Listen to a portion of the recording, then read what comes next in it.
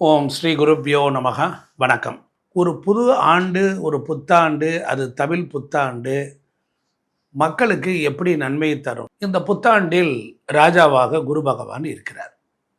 இந்த குரு பகவான் பக்தி, ஆன்மீகம், அது மட்டும் இல்லாமல் ஆலய வழிபாடுகள், பூஜை புனஸ்காரங்கள், பேங்க் சம்பந்தப்பட்ட விஷயம், பணப்புழக்கம், சாஸ்திரங்கள், சம்பிரதாயங்கள், நீதி, நெறிமுறைகள், அதுபோல மழை, குழந்தை பாக்கியம், இது போன்ற விஷயங்களில் இந்த ஆண்டு முழுவதும் ராஜாவாக குரு பகவான் இருந்து செம்மையான நல்ல பலனை தருவார். அதில் கிஞ்சித்தளவும் மாற்றம் இல்லை. அப்படிப்பட்ட நிலையில் இந்த ஆண்டில் சந்திரனும் மிகச்சிறந்த நல்ல பலனை உங்களுக்கு தருவார். பெண்களுடைய ஆதிக்கம் இந்த ஆண்டு இருக்கும். விவசாயம் செழிக்கும், கால்நடைகள் பெருகும், பட்டி பால் பசுக்கள் எல்லாம் ரொம்ப சிறப்பாக இருக்கும். நம்ம தேவையான அளவு மழை பொழிஞ்சு நமக்கு நன்மைகள்லாம் உண்டாகும். அது மட்டும் இல்லாமல் குரு நெல், கோதுமை, தானியங்கள்லாம் நல்லா பெருகும். சனி பகவானும் செவ்வாய் மட்டும்தான் சிறப்பான பலன்கள் இல்லை. அப்போ இந்த ஆண்டு முழுவதும் உங்களுக்கு சனி பகவானும் செவ்வாய் பகவானும் மட்டும்தான் கொஞ்சம் கசப்பான பலன்களை தருவார்கள். 12 ராசிக்கு எப்படி இருக்குங்கிறத நாம் பார்க்கலாம். கடகராசிக்கு பொறுத்தளவில் பாக்கியஸ்தானத்தில் 4 கிரக சேர்க்கை. குரு பகவான் 12இல் இருந்தாலும் சந்திரனை, ராசிநாதனை பார்க்கிறது ஒரு பெரிய அமோகம், அபூர்வம். அப்போ குரு சந்திரன் இந்த ஆண்டு முழுவதும் ஆடை தரித்திரம் வராது, அன்ன தரித்திரம் வராது. பராபவ வருடத்தினுடைய ராஜாவாக குருவே இருக்கிறார். உங்களுக்கு பாக்கியாதிபதி குரு மறைஞ்சிருந்தாலும் நல்ல பலனை தரப்போறார். இந்த ஆண்டில் குரு பகவான் 12 ஆண்டுகளுக்கு ஒரு முறை வந்து உச்சமடைய போகிறார். அப்போ இந்த ஆண்டு குருவே பலம் பொருந்தியவராக மாறிவிடுகிறார். பராப வருடத்தில் தடாகத்தில் பூத்திருக்கிற தாமரை மலர்களால் இறைவனை அர்ச்சனை செய்தால் வெற்றி உண்டாகும். கடகராசிக்காரர்கள் அத்தாநல்லூர் சென்று ஆதி மூலமே என்று முதலையும் யானையும் பூஜை செய்த அந்த ஸ்தலத்திற்கு சென்று தாமரை மலர்களால் அங்குள்ள இறைவனை வணங்கி வழிபட்டால் செல்வம் செல்வாக்கெல்லாம் பெறலாம். குழந்தை பாக்கியம் இல்லாதவர்களுக்கு குழந்தை பாக்கியம் எல்லாம் கிடைக்கும். திருமணம் தடையாகி போனது, 40 வயசு ஆயிடுச்சு, இன்னும் கல்யாணம் ஆகலை, ஏன்னா மாலை எடுத்து கொடுக்கக்கூடிய நிலையில் குரு பகவான் அமர்ந்து விடுவார். காரணம் என்ன என்றால் சனிக்கு 2ஆம் இடத்திலே சுக்கிரன் இந்த ஆண்டு பிறக்கிறார். அப்படி இருக்கிற பொழுது கடகத்திற்கு 7க்குரியன் 9இல் ஏறி கடகத்திற்கு 11க்குரிய சுக்கிரனை பொறுத்தளவில் 10ஆம் இடத்துல பார்க்கிற பொழுது மிகச்சிறந்த நல்ல பலன்கள் எல்லாம் உண்டாகும். அப்போ உத்தியோகம் சிறப்பாக இருக்கும். உத்தியோகத்துக்கு அதிபதியாக இருக்கக்கூடிய சூரிய பகவான் உங்களுக்கு கடகத்திற்கு 9ஆம் இடத்தில் இருக்கார். 2க்குடையவன் 9இல். அப்படி இருக்கிற பொழுது ஆட்டோமேட்டிக்காக மிகச்சிறந்த நல்ல பலன்கள்லாம் கிடைக்கும். புதனும் குருவும் பரிவர்த்தனை. இப்படிப்பட்ட நிலையில் இந்த ஆண்டு பராபவ வருடம் உத்தியோகம் 100% நன்றாக இருக்கும். நிறைய பேர்களுக்கு வெளிநாடு சென்று படிக்கக்கூடிய யோகம், வெளிநாடு சென்று வேலை செய்து வருமானத்தை ஈட்டக்கூடிய யோகம், வெளிநாட்டில் கஷ்டப்பட்டு கொண்டிருப்பவர்கள் அந்த வேலையில் இருக்கக்கூடிய கஷ்டங்கள்லாம் விலகி மிகச்சிறந்த நல்ல பலன்களை அனுபவிக்கக்கூடிய காலமாக இந்த ஆண்டு முழுவதும் இருக்க போகிறது. அவ்வளவு அற்புதமான கிரக சஞ்சாரங்கள் இருக்கிறது. குருவினுடைய பார்வை உங்களுக்கு 4ஆம் இட சுகஸ்தானம், குருவினுடைய பார்வை உங்களுக்கு 6ஆம் இடமான உத்தியோகஸ்தானம், குருவினுடைய பார்வை உங்களுக்கு 8ஆம் இடம். அப்போ 4, 6, 8 அப்படி பார்க்கிற பொழுது 4 என்பது சுகம், 6 என்பது உத்தியோகம், 8 என்பது திடீர் அதிர்ஷ்டம். 2 ராசியாதிபதியை குரு பகவான் பார்க்கிறார். குருதான் இந்த பராப வருடத்தினுடைய ராஜான்னு சொல்லியிருக்கிறார். அதனால் ஆலயங்கள் நன்றாக இருக்கும், பக்தி சிறப்பாக இருக்கும், பூஜை புனஸ்காரங்கள், பணப்பழக்க வழக்கங்கள், வங்கிகள் பரிவர்த்தனைகள் நன்றாக இருக்கும், சாஸ்திர சம்பிரதாயங்கள். பல பேருக்கு குழந்தை பாக்கியம் இல்லாதவர்கள் குழந்தை பாக்கியம் கிடைக்கும். மழை மாறி பொய்யும், மழை அளவுக்கு அதிகமாகிறதுனால செல்வம் கொளியும், ஆடை ஆபரணங்கள் தங்கம் எல்லாமே கட்டுக்கொள்ளி இருக்கும். அப்படிப்பட்ட நிலையில் குரு உச்சமடைகிற உங்கள் வீட்டிலிருந்து தான் இந்த ஆண்டை முழுவதும் நடத்த போகிறார். அப்போ உங்களுக்கு அமோகமான காலமாக இருக்கும். தொழில் வியாபாரம் சொல்லவே வேண்டாம், ரொம்ப சிறப்பாக இருக்கும். 10இல் ஒரு பாவையாவது இருக்கணும். 10இல் சுக்கிரன் இருக்கார், லாபாதிபதியை 10இல் இருக்கிறார். அப்போ மிக கோச்சாரத்திலே வரும்பொழுது மேச சுக்கிரன் உங்களுக்கு சிறந்த அனுகூலத்தை கொடுப்பார். இந்த இடத்துல பாதகாதிபதினு பார்க்கக்கூடாது. அதே போல் கலைத்துறை சார்ந்தவர்கள் வெற்றி பெறுவார்கள். நெருப்பு ராசியில் உங்களுடைய ஆற்றெல்லாம் பெருகும், நடிப்பு திறமை கூடும், உங்களுடைய கலைத்தன்மையை மேல்மேலும் பெருகத்தி கொண்டிருப்பீர்கள்.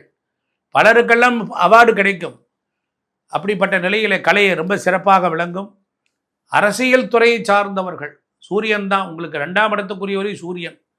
அவர் போய் பாக்கியத்தில் போய் உட்கார்ந்துருக்கார். அரசியலுக்கு சூரியன் சனி ரொம்ப சிறப்பாக இருக்கும். கூட புதன் செவ்வாய். செவ்வாயினுடைய பலன்கள் அவ்வளவு தூரம் சிறப்பில்லை. இந்த ஆண்டு போராட்டங்கள் வரும். சக வேலை பார்க்குறவர்களோட, சக அரசியல்வாதிகளோட பிணக்கில்லாமல் போய்விட வேண்டும். தேவையில்லாமல் சண்டை சச்சரவு பிரச்சனை போராட்டங்கள்லாம் வந்துடும். தேவையில்லாத பழிபாவம் வந்துடும். அதுபோல் உங்களுக்கு மாணவ மாணவியர்கள் கல்விக்கு அதிபதியாக இருக்கக்கூடிய உங்களுக்கு புதனுடைய சஞ்சாரம் நீச்சமாக இருந்தாலும் அந்த வீட்டிற்கு குருவும் புதனும் பரிவர்த்தனை ஆவதினால் ஓரளவிற்கு கஷ்டப்பட்டு படித்தாலும் வெற்றி பெறக்கூடிய வாய்ப்பு உண்டு. மாணவர்கள் கல்வியில் கவனம் செலுத்தி படிக்கணும். ஆசிரியர்களுடைய ஒத்துழைப்பு கொஞ்சம் குறைவாகத்தான் இருக்கும். அதே போல் உங்களுக்கு எடுத்துக்கொண்டால் விவசாயம் மிகச்சிறப்பாக இருப்பதற்கு வாய்ப்புகள் உண்டு. இருந்தாலும் குருவின் வருகைக்கு பிறகு நன்மை உண்டாகும். குருவின் வருகைக்கு பிறகு ஜூன் மாதத்துக்கு பிறகு குரு பார்க்கிறார். அப்போ நீர் ராசியை பார்க்குறார். நீர் ராசியில் செவ்வாய் இருக்கிறார். அப்படி சுக்கிரனும் இருக்கிறார். இருந்தாலும் ஒன்றும் பெரிய துன்பம்லாம் கிடையாது. ரொம்ப கவனமாக பார்த்துக்கணும். பெண்மணிகள் ஆனந்தமாக ஐஸ்வர்யமாக வாழக்கூடியவர்கள். ராசி அதிபதி உங்கள் கைதான் ஓங்கி இருக்கு. மலைமாலை பொழியும். கையில் உங்களுக்கு பண இருப்பு இருக்கும். உங்களுக்கு ஆட்டம் பாட்டம் கொண்டாட்டம் சந்தோஷம் மகிழ்ச்சி எல்லையற்ற பூரிப்பு இதெல்லாம் இந்த வருடம் இருக்கும். பார்த்துக்குங்க. ரொம்ப அற்புதமான நல்ல காலங்களாக இருக்கும். பரிகாரம் என்று எடுத்துக்கொண்டால் நீங்கள் ஸ்ரீரங்க ரங்கநாதரையும் அதே போல் அத்தாநல்லூரில் இருக்கக்கூடிய, நான் ஏற்கனவே சொல்லிட்டேன், அத்தாநல்லூர் அங்கே இருக்கக்கூடிய கஜேந்திர மோட்சம் அடைஞ்ச அந்த தேவதையை வணங்கினால் நன்று. வெள்ளிக்கிழமை தோறும் வீட்டில் ஏதாவது விளக்கேற்றி வழிபடும். யாருக்காவது ஒருவருக்கு உணவு கொடுக்க வேண்டும். சனிக்கிழமை தோறும் விரதம் இருந்து பெருமாளை வணங்கினால் சகல சௌபாக்கியம். செவ்வாய்க்கிழமை தோறும் முருகப்பெருமானை நினைந்து வணங்கி ஒரு 6 நெய் தீபம் முருகனை ஏற்றி வழிபட்டால் மிகச்சிறந்த நல்ல பலன்கள் எல்லாம் அடையலாம். கடகத்துக்கு 9ஆம் பாவத்தில் சனி பகவான் இருக்கார். இவங்க நிறைய ஏற்கனவே அடிபட்டு தான் வந்திருக்காங்க. ஏன்னா இந்த கடகம் போன சனி பயிற்சியிலேருந்தே இவங்க பாவம் நிறைய கஷ்டங்களை ஃபேஸ் பண்ணிட்டு தான் இருக்காங்க. இப்போ 9ல் சனி வந்துட்டா மாத்திரம் இவங்களுக்கு ஒரு ரிலீஃப் கிடச்சிடும் அப்படின்னு நம்ம நினச்சோம். ஆனால் இப்போவும் சில பிரச்சனைகள் அவங்களுக்கு ஓடிட்டு தான் இருக்குது. ஆனால் அந்த பிரச்சனைகள்லாம் இவங்க நிறைய பொய் சொல்கிறதுனால தான் வருதுன்ற மாதிரி சொல்கிறாங்க. பொய் ஆக்சுவலாக கடகத்தில் இருக்கிறவங்க எப்படின்னா, அவங்களோட கடமை தவறாதவர்கள். அவங்க கடமையை ரொம்ப சின்சியராக பண்ணுவாங்க. அண்டு இன்னொரு விஷயம் என்னென்னா, ரொம்ப எதையுமே வெளியில் எக்ஸ்ப்ரெஸ் பண்ண மாட்டாங்க இவங்க. கடகம்னாலே சந்திரனுடைய வீடு இல்லையா? அப்போ சந்திரன் அப்படின்னாலே ஒரு இமோஷன்ஸோடு தான் எப்போவும் கனெக்ட் பண்ணுறோம் சந்திரனை. அப்போ இவங்க ரொம்ப அப்படிலாம் இமோஷனலாக அந்த மாதிரி வெளியில் காமிச்சிக்க மாட்டாங்க. ஆனால் கடமையை கரெக்டாக பண்ணுவாங்க.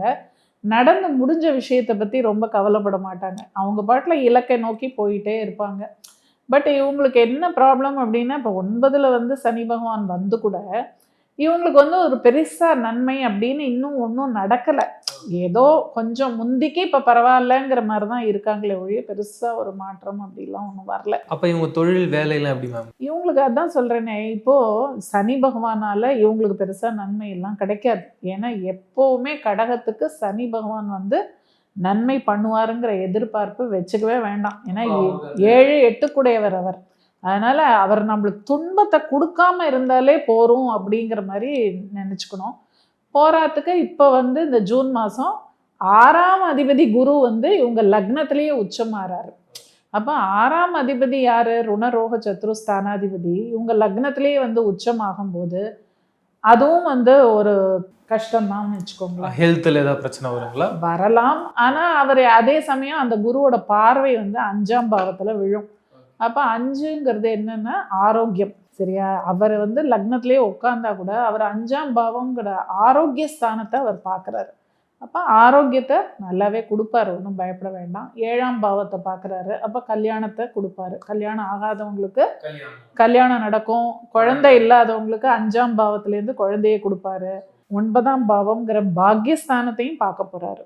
ஸோ இன்னுமே இந்த குரு வந்தப்புறம் அவங்களுக்கு ஏதான சின்ன சின்ன உடல் உபாதைகள் அந்த மாதிரி இருந்தால் கூட இத்தனை நாள் இருந்த அந்த கஷ்டத்துலேருந்து கொஞ்சம் மீண்டு வந்துடலாம். ஏன்னா சனியை பார்க்க போகிறார் அவர். சனியை பார்த்த உடனே அவர் அப்படியே கண்ட்ரோல் ஆகிடுவார். அப்போ இவங்களுக்கு கொஞ்சம் பெட்டர்மெண்ட் அப்படிங்கிறது குரு பயிற்சிக்கு அப்புறம் வரும். அப்போ பண வரவு எப்படி மேம் இருக்கும்? பண வரவு 2ல் கேது உட்காந்துருக்காரு. நவம்பர் மாதம் வரைக்கும் அவர் 2ல் கேது. அப்போ பொருளாதார சேதம் இருக்க தான் இருக்கும். பொருள் அதுக்குன்னு பணம் வராதுன்னு நான் சொல்லலை. வர்ற பணத்தை சேஃப்கார்ட் பண்ணி வச்சுக்கணும். கொஞ்சம் புத்திசாலித்தனமாக அதை பிளான் பண்ணி ஒன்று இவங்க பேர்லேயே வச்சுக்காமல் மாற்றி விட்டுடணும் யார் பேர்லேயாவது. இல்லைன்னா நம்மளது இல்லைன்னு சொல்லி எங்கேயாவது கொண்டு போய் அதை டெபாசிட் மாதிரி ஏதோ பண்ணிக்கணும், சேஃப்கார்ட் பண்ணிக்கணும். ஏன்னா 2ல் கேது வந்து சும்மா இருக்க மாட்டார். பொருள் சேதத்தை கொடுக்க தான் கொடுப்பாரு. குடும்பத்துலேயும் கொஞ்சம் நிம்மதி இல்லாமல் பண்ணுவார். ஏன்னா இங்கே வந்து இந்த 4 கிரகங்களை நம்ம பார்க்கணும். இதெல்லாம் தான் வந்து நம்மளுக்கு மேஜராக இம்பேக்ட் பண்ணக்கூடிய கிரகங்கள்னால் இந்த வருட கிரகங்கள் தான். இப்போ 8ல் ராகு, அதுவும் ஒன்றும் நல்லது கிடையாது. 8ல் ராகு இருந்து தசை நடத்தும் போது என்ன பண்ணுவார், மாய வலையை விரித்து அதில் நம்மளை சிக்க வச்சு அதில் போய் எங்கேயாவது நஷ்டமாகி நம்ம ஏதாவது ஒரு விஷயத்தில் போய் முட்டாள்தனமாக ஏதாவது பண்ணிடுவோம். ஸோ அந்த 8ல் ராகு நல்லது இல்லை. 2ல் கேதுவும் அவ்வளோ நல்லது இல்லை.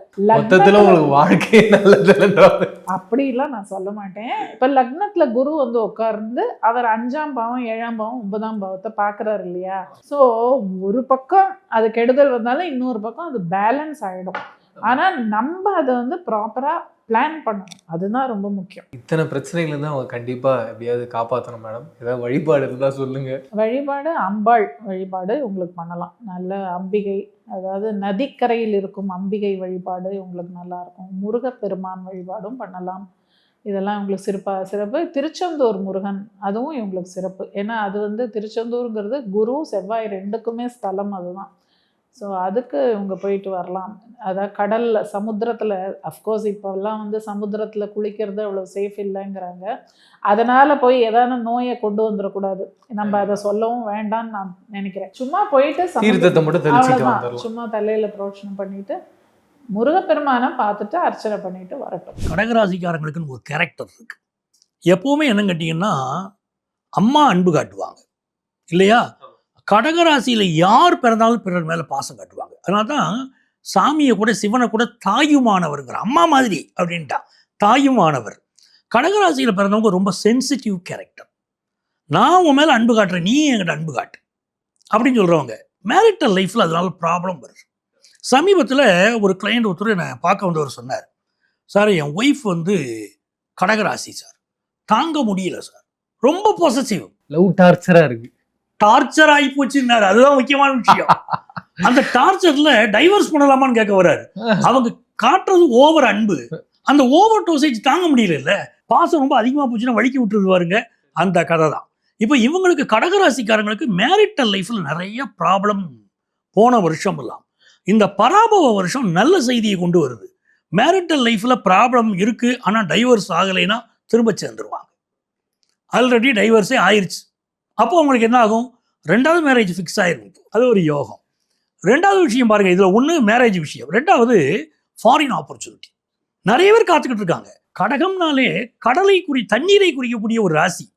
அங்க இருக்கும் அந்த ராசியில பிறந்தவங்களுக்கு ஃபாரின் ஆப்பர்ச்சுனிட்டிக்கு ஏங்குறாங்க, கிடைக்கல. இப்போ உங்களுக்கு ஃபாரின் ஆப்பர்ச்சுனிட்டி கிடைச்சிடும். அது இந்த விசா ப்ராப்ளம்லாம் உங்களுக்கு சால்வ் ஆயிடும். சில பேர் ஃபாரினுக்கு படிக்க போனவங்க இந்த விசா ப்ராப்ளத்தினால அங்க விட்டு இங்க வர முடியாம தவிக்கிறாங்க பாருங்க.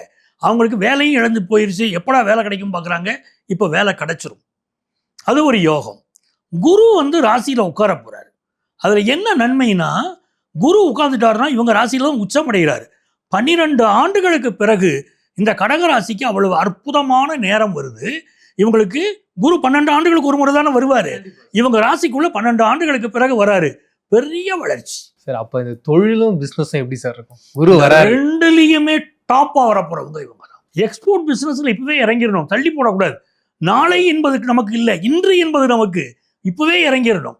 அப்போ இவங்க வந்து அப்படி போய் எக்ஸ்போர்ட் பிஸ்னஸ் பண்ணும்போது அது வளர்ச்சி ரொம்ப நல்லா இருக்கு. கடல் கடந்து போய் படிக்கணும்னு நினைக்கிறாங்க பாருங்க, அவங்களுக்கு ஆப்பர்ச்சுனிட்டி, கோல்டன் ஆப்பர்ச்சுனிட்டி இப்போ கிடைக்கும்.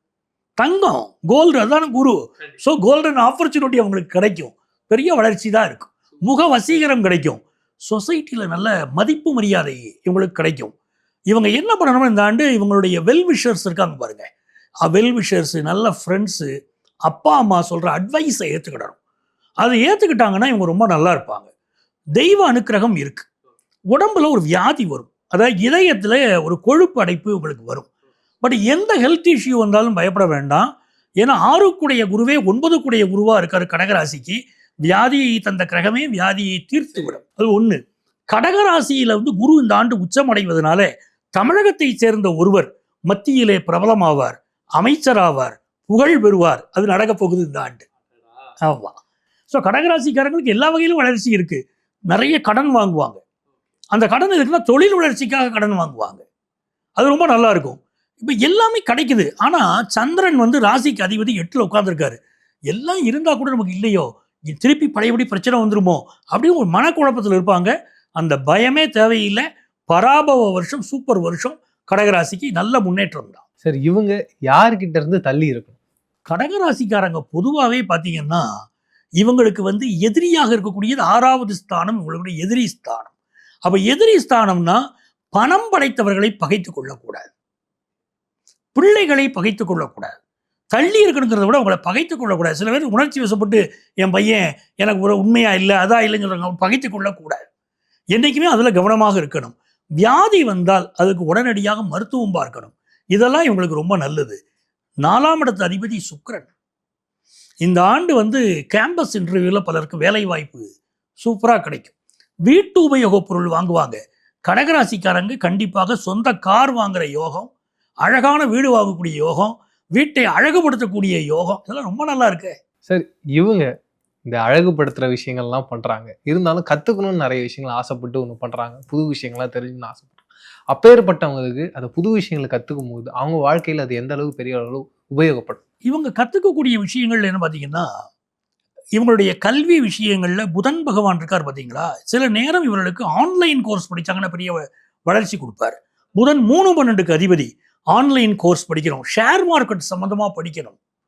அந்த படிப்புகள் எல்லாம் இவர்களுக்கு பெரிய வளர்ச்சி வரும். பொதுவாகவே கடகத்தில் சிம்மத்தில் பிறந்தவர்கள் தான் தமிழகத்தை ஆழ்வார்கள். அதிகம் அதுதான் நடக்கும். ஆட்சி பொறுப்புக்கு வரலாம், அரசியல் பொறுப்புக்கு வருகிற போதெல்லாம் பெரிய வளர்ச்சி உங்களுக்கு வந்துடும்.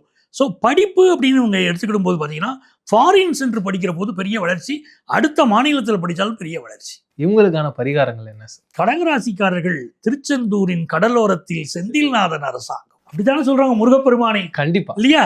தேடி தேடி வருவோர்க்கெல்லாம் தினமும் கூடும் தெய்வாம்சம்ட்டாங்க. அந்த கடற்கரை ஓரத்தில் முருகப்பெருமான் இருக்காரு பாருங்க. கடற்கரை ஓரத்தில் இருக்கக்கூடிய முருகப்பெருமானை வழிபடுகிற போது இவர்கள் வெற்றி கையில் அடங்காது. பெரிய அளவுக்கு வளர்ச்சி காத்திருக்கு. சூப்பர் சார், நிறைய விஷயங்களை டீட்டெயிலாக பேசணும். மீண்டும் சந்திப்போம். நன்றி. மிக்க மகிழ்ச்சி.